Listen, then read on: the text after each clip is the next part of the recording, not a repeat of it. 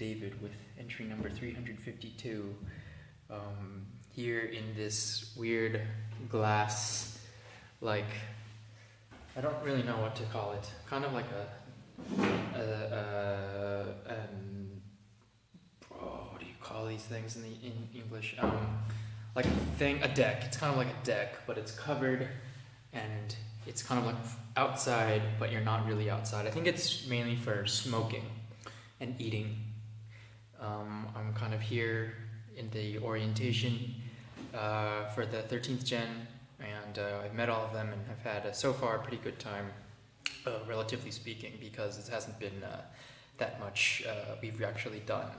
I'm also wearing this cool blanket cape that I bought a while ago that I like a lot. So overall, things have been pretty good.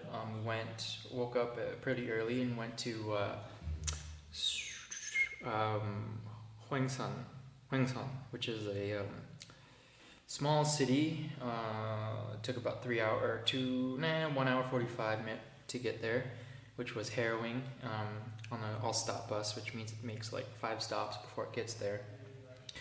And from there, we basically just went to the airport and waited for about 45 minutes, picked up the newbies.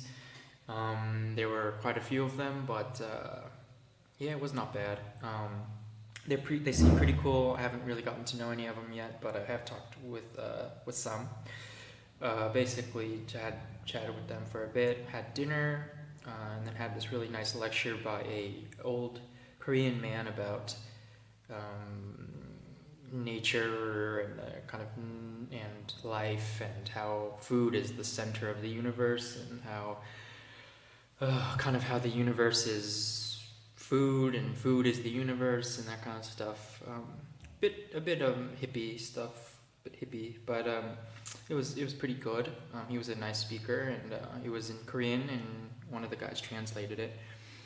One of the guys who's like the head go-between for talk and epic is I think he's American, pretty boisterous, and it was pretty not impressive, but interesting to see how he started giving kind of a little guff at the end. And with a lot of the Gyopo, or the Korean-speaking foreigners or whatever, you find that they, especially in formal situations, are pretty formal. Well, they're formal. They should be.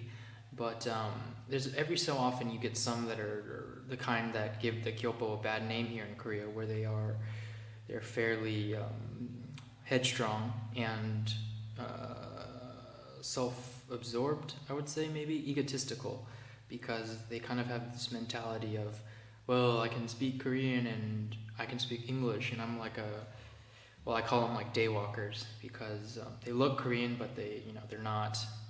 Kind of like what I am, but I'm not like a true daywalker or whatever, because just because I'm I can't speak Korean. So it's an interesting kind of thing to see them